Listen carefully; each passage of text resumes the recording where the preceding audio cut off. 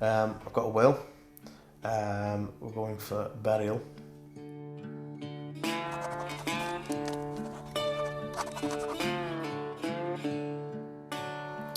We've discussed music, that kind of stuff.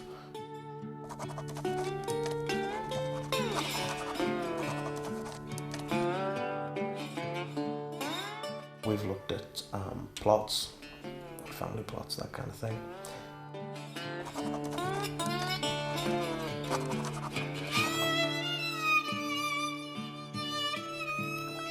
It was something Justine needed. She needed to know that not all the onus would be on her, although the responsibility to carry it out would still be there. She needed to know that I'd participated in it somehow, other than just turning up on the day and taking all the glory. Yeah. He just swanned in, straight in the hall, got all the claps and everything. I'd done all the work, I'd done the buffy.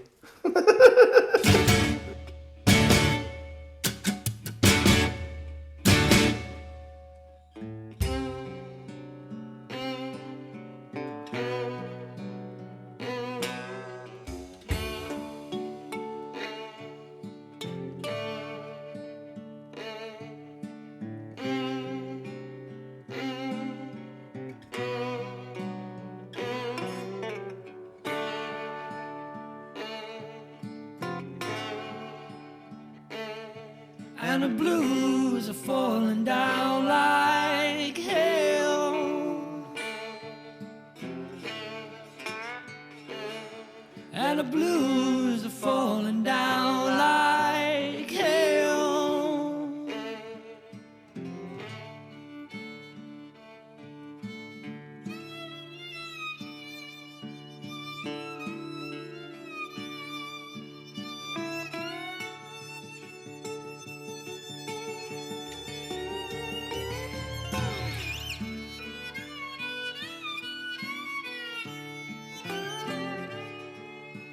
Hellhound on my trail, hellhound on my trail, hellhound on my trail.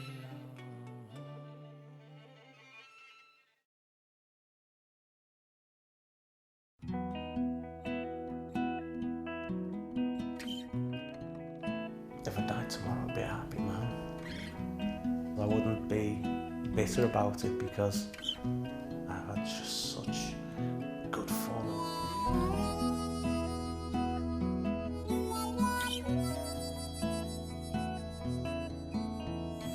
Such amount of love and good times. It was the idea of you. His mum and my mum worked together and become very, very good friends. And he was a pompous little shit when I first met him. And one night he turned up at the pub. We just hit it off. He wasn't pompous, I suppose. He was just very, very confident person, which then I wasn't a very confident person. So I was a little bit in awe with him because he was so young and so just so sure of himself, you know, and just knew exactly what he wanted. See, and I always knew Jimmy had epilepsy, and that was never an issue for me. I think it was more of an issue for other people looking at me saying, oh, you know, you're getting into a relationship with somebody who has epilepsy. And it was like, yeah, well.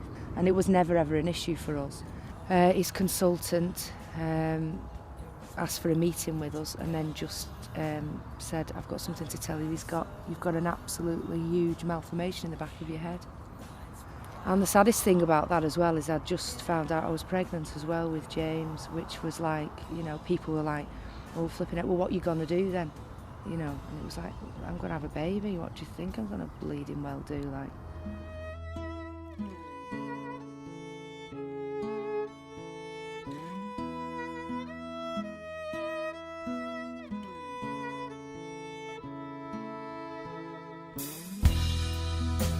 It's hard to live with the choices I've made.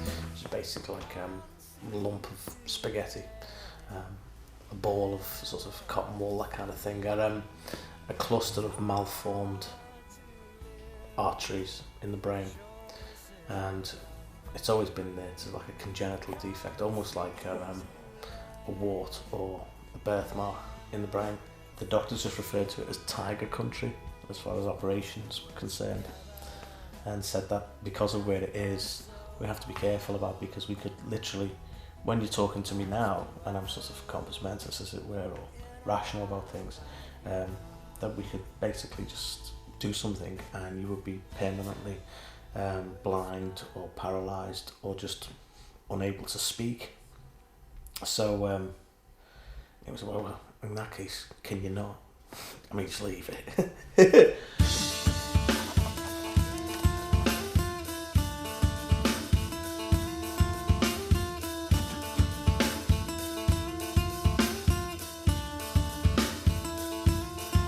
Every shadow is a worry about place and no money. I'll remind you not to forget unpaid debt. Here comes regret. Here comes regret.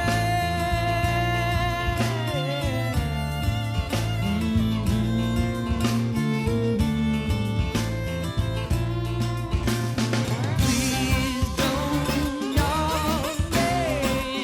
I'm just trying to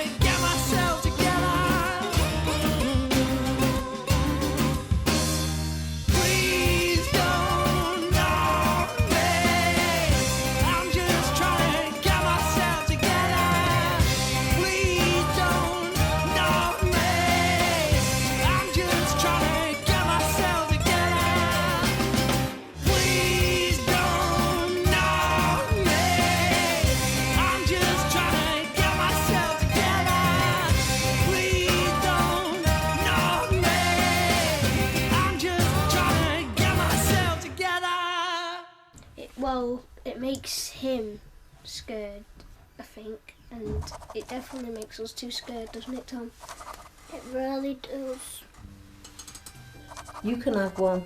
You can be walking around with an AVM and you know nothing about it. And the likelihood of finding it is at autopsy.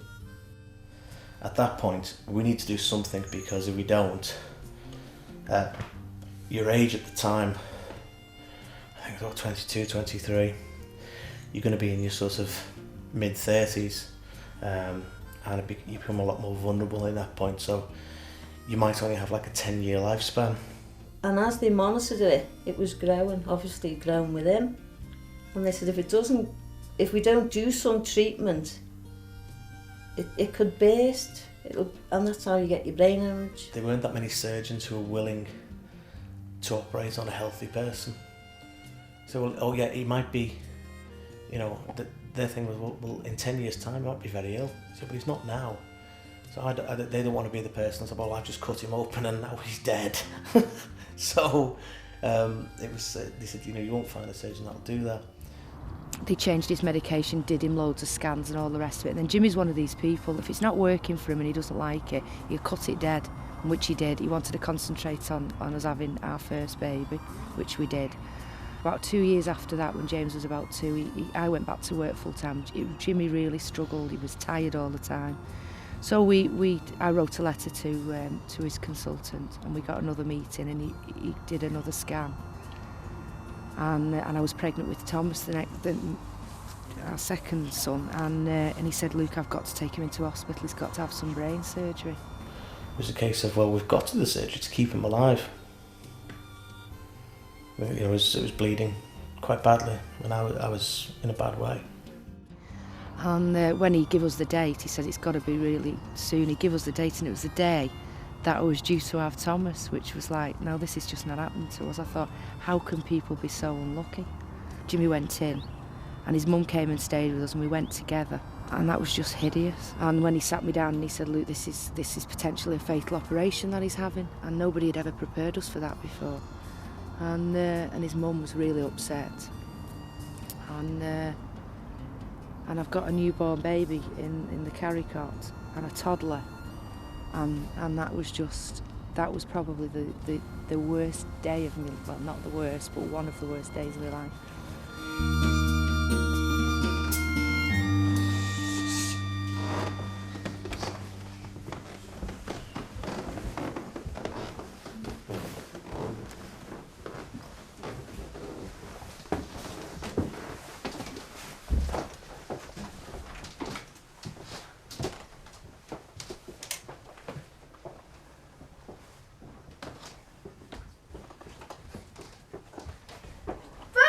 What's it like?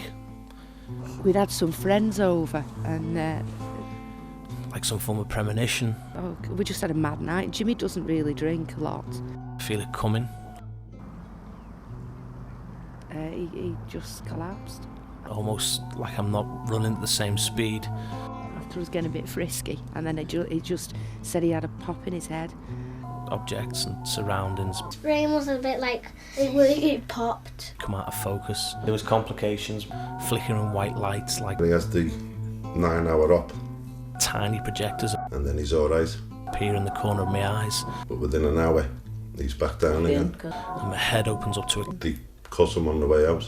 cascade of sounds. And I said, no, there's definitely something wrong, I'm in a lot of pain. A high-pitched squeal vibrates in the background. So they deflated the bladder. My name is repeated by numerous voices. I just started to bleed. Over that, there are more noises can be heard, which can only be described as surreal sounds from nightmares experienced as a child. That there was other people running backwards and forwards. You feel yourself stumble. These towels just like, caked in blood. Your balance. It's been 8 hours, becomes poor, but we've saved him. And you drop to the floor. Don't tell a lie, he's going to die again. Darkness. He had private moments with everybody, and I don't know what he said to people.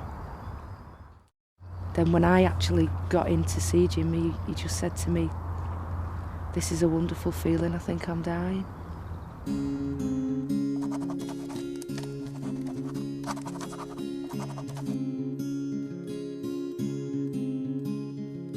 She took my breath and didn't come back.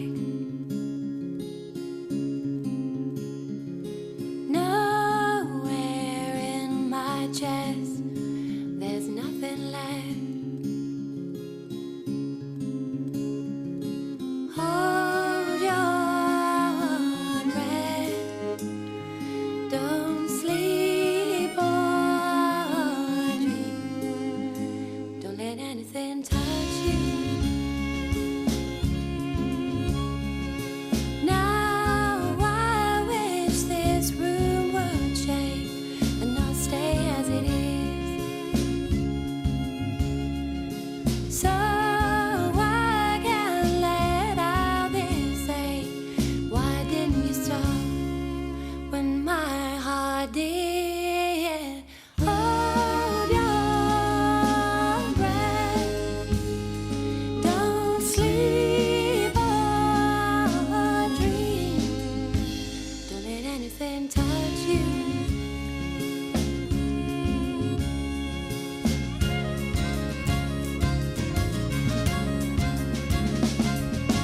Don't let the dark touch the surface.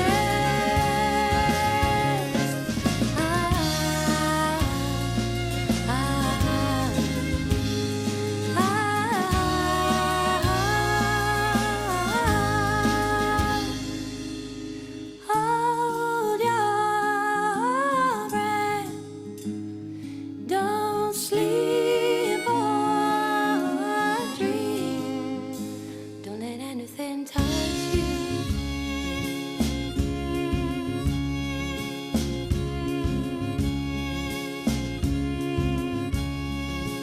Hold everything still, 'cause I'm not ready. She took my breath and didn't come back.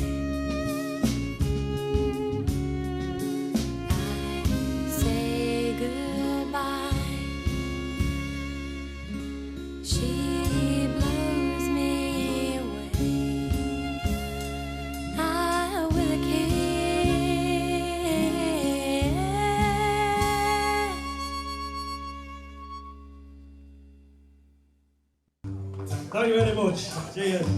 Hi, hello. Bye. Yes, ladies and gentlemen, this is definitely Slapdash. Thank you very much. Yes, he's a very, very funny comedian. To be honest, I think the nearest thing, I mean, I see it as a throwback to Variety when, you know, we still had that. Zita, who you'll meet tonight, is a fabulous woman, mad as a box of frogs. But she's been through similar, and I'll let her tell you about what she's been through, and them two are like that. Jimmy certainly gave me strength. I mean, when I'd had like 2 major operations and thought I was going to die. And Jimmy was the only person who I wanted to see literally just before I went down to theatre.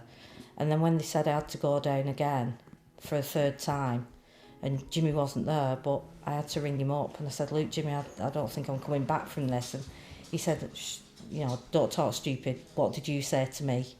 You know, and I think you'd like pull each other. So we both found it very funny, to be honest, because we do in everything we do. Instead of getting upset, we tend to sort of take the mickey out of it. It's quite funny because everywhere we go, people always say, like, "So are you two couples?" And no, we're not. Something going on. And we just find it funny. In fact, we do play up to it a bit now. I've been daring Zita for weeks now. So next time a very old lady comes up to her in the club and says, "You know, you two couple," I just wanted to spin and go, "No, love, fuck buddies, nothing else. Boom, boom, fuck buddies," just to see what she'd do. A good friend of mine was a good friend of the McGanns. And I was telling them about Jimmy wanting to be an actor. He must have only been 8. We said, "We'll take him down the Everyman." So one day, they just took me into town and said, "Right, you want to do acting? Here you go. This is Jerry, who was running the place at the time." And they just went, "And he's joining. We'll see you later," and walked out. And thrown him in, and he just walked in and started doing what he wants to do. One of the things about Brookside, which was being filmed in Liverpool, it was based there, and I got sent up for that, and I got a recall, and then I had it. And I remember my mum was working in the market, in St John's Market in Liverpool, at this chicken stall, as it were, that sell barbecue chicken. And I remember walking the dog to Highton train station to meet her from coming home from work, you know, very, very casually, you know, big day at school, got cast in Brookside today, you know, that kind of thing. Okay. Sorry. I am so sorry. He's always been a clown. Always been a clown. Being an only child, we lived in a little flat, and he had his own room, and he'd play for hours and hours in his room like his little boy Tom will do. And I'm cleaning up, and I thought, I'll go and check if Jim's all right. And I could hear all these voices, and I thought, oh my God, who's in the room with Jim? And I'm like, ooh. Football! Football! He'd set up tape recordings. He'd made a guy of a doll. But it was a guy in like clothes, and he'd stuff the clothes like the kids would do with Guy Fawkes. It had a tennis racket head, and he was talking to the bloody thing. He had a tape in it. I thought there was other people in the room. It was him. Oh, kids and everything is just lovely. He's going to be watching this, so we've met in a van, like a lonely kid in his room making puppets, sticking food outside the window and looking past him. Selling all his trays. He's going to be selling this to be cut, isn't he? He's not going to be showing Selling all his trays. So he's always been a swine. He's always been an actor. Yeah, he has always been an actor. From a little kid, he's always been an actor, hasn't he? That's what he's always wanted to do. Look, I'm crying. Gonna pretend I'm upset or something. I don't believe you've asked me that. Oh.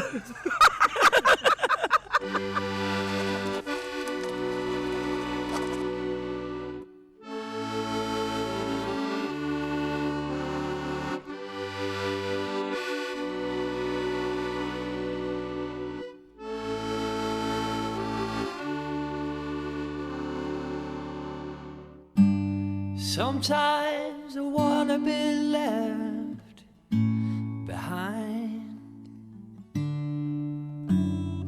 in the moving dust of your last time. I wanna be the stone that stays, to stay here but still set your memories ablaze. I've got my dream as far off as it may seem.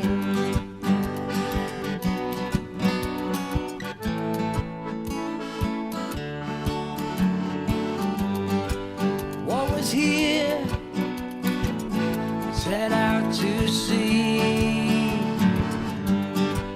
I took everything but me. So I wanna be the stone that stays, stay here but still set your memory ablaze. I've got my dream as far off as it may seem.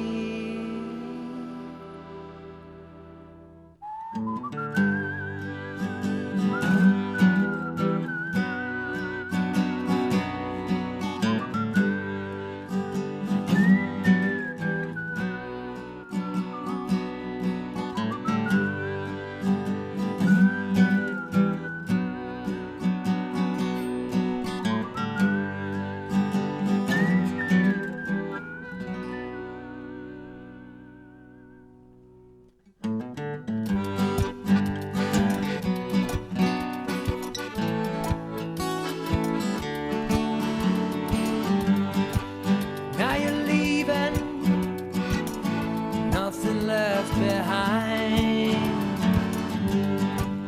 I'm choking in the blown dust from the road. Remember me alive in a dying memory, blowing you away with a kiss.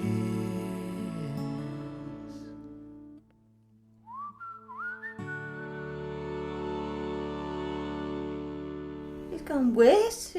Like, there's no boundaries now. He'll do what he wants. Because he can. And as he said, well, why not? Because that's the reality of Jimmy's condition, that he just doesn't know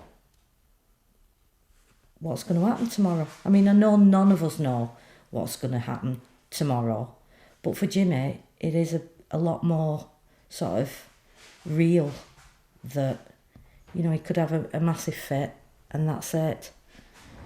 He always says to me, when I do go, I want to do it in style like Tommy Cooper. And yeah, that's how we'll do it. Because I think if his consultants once said to him, Jimmy, you need to stop singing because it'll kill you. He went, yeah, okay. And he's gigging now harder than he's ever done in his life. And that's Jimmy, and that's Zita as well, and the pair of them, when you see them, it brings a tear to your eye, because nobody, you look round that audience when you're watching him and you think, yeah, you're laughing at him, and he's making you laugh, and he's really making your night. They'll come up to you and say, fantastic, absolutely brilliant. And I think to myself, and how many people said, oh, you should, you know, hang your microphones up, you two, and sit back, and no, because that would kill them.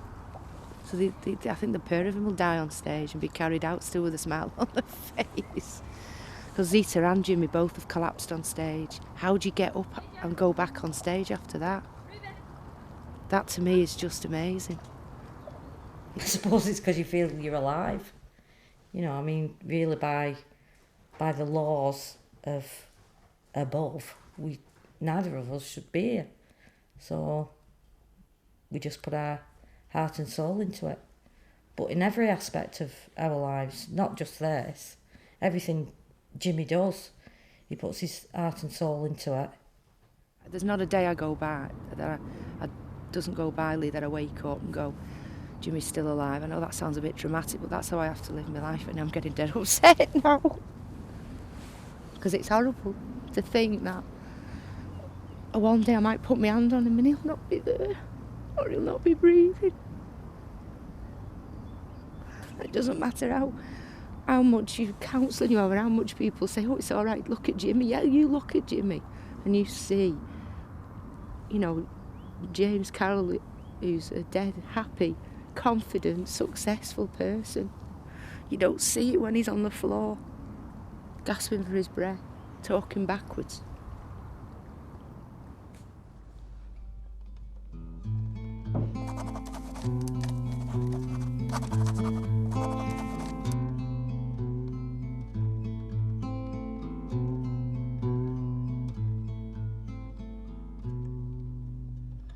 Heads up, good luck. Heads up, good luck. Heads up, good luck. My two words were, if I was able, I'd ask you if I thought it would help. Get me a nurse. Get me a nurse.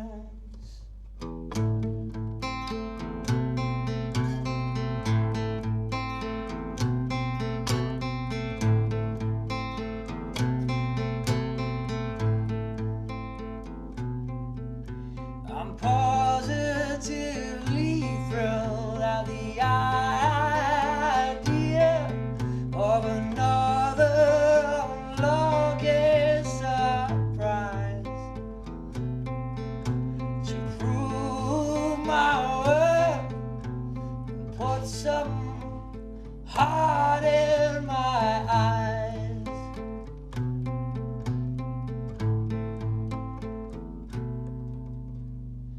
Heads up, good luck.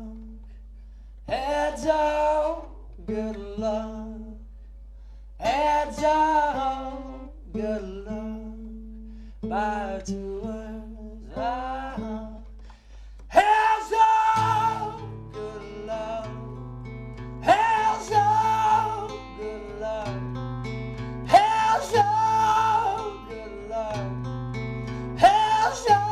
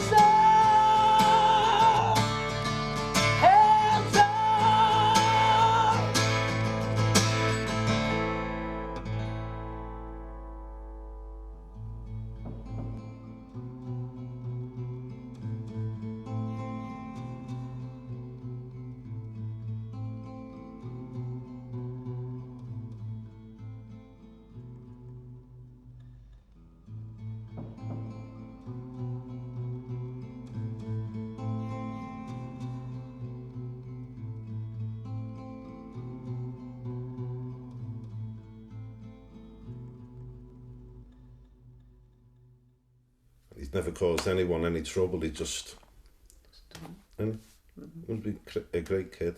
Pain in the arse now, but he's always been a good kid. But his condition is down to, and if he's going to watch this, he'll know it's because he's fat. And I've always told him that, and he won't have it.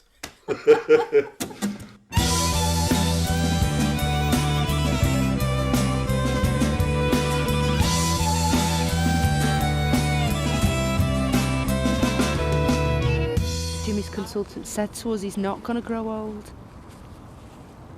So what do? Cram as much as we can in our life as, you know, as we possibly can.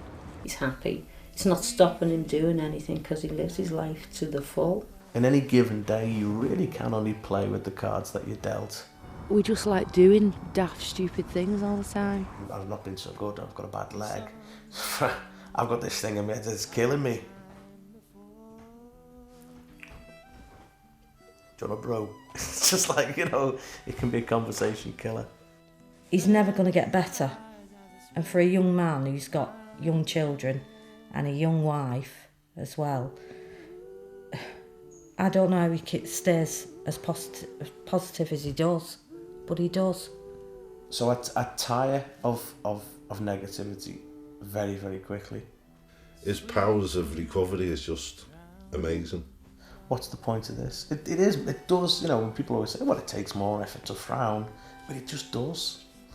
It just does. I mean, Jimmy's always said to me, never let the grass go under your feet, go and you find yourself a nice toy boy, which sounds really nice. He's an entertainer, that's what he is now. He just gives so many people happiness, doesn't he? He likes making people happy. Well, there's no need for that now. All that crying, he's only dead. Leave him alone. There's no need for that. We've all seen it now. You've had a cry, pack it in. The cool thing about my dad is he said he's never going to split up with my mum. And the coolest thing he's ever done is look after us too, and that's the coolest thing that can ever happen in the world. There are things like, you know, you'd love to see them, you know, get married, and you'd love to see them do well in sort of university or whatever. I think James in the back of his mind knows his dad's not going to be here all the time, but all Tom and James want to do is take the dad for the first pint. Keep on, because that's who I am. Perfect dad. He's the best dad in the world. You can't get a better dad. My dad's got very short hair. He's got a little beard around his face. I've been with Justine now, nearly 13 years. Me and Justine have had so much fun in 13 years. So it's difficult to think about concerns about not being here because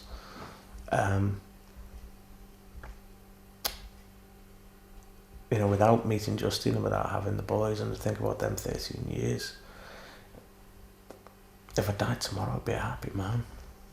I wouldn't be up wherever I was. I wouldn't be bitter about it because in life and in experience and stuff like that, I had just such good fun and such amount of love and good times.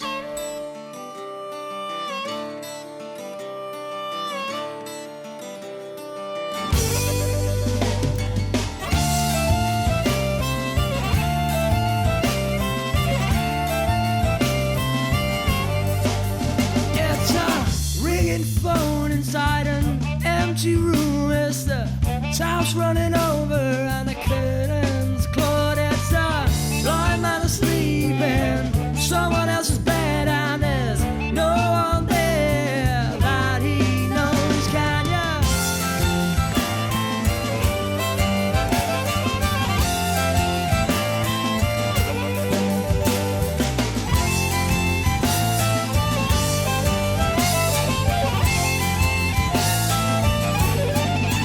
We're selling rooms in space. We're selling rooms in space.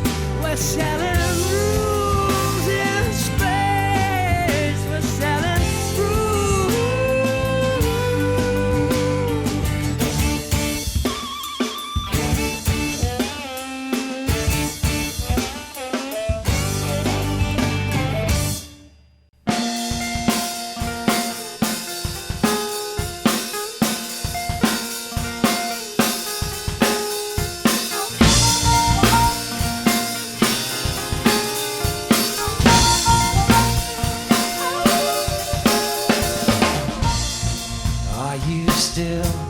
watching? Did you hear that noise? I'm not sure that he's alright.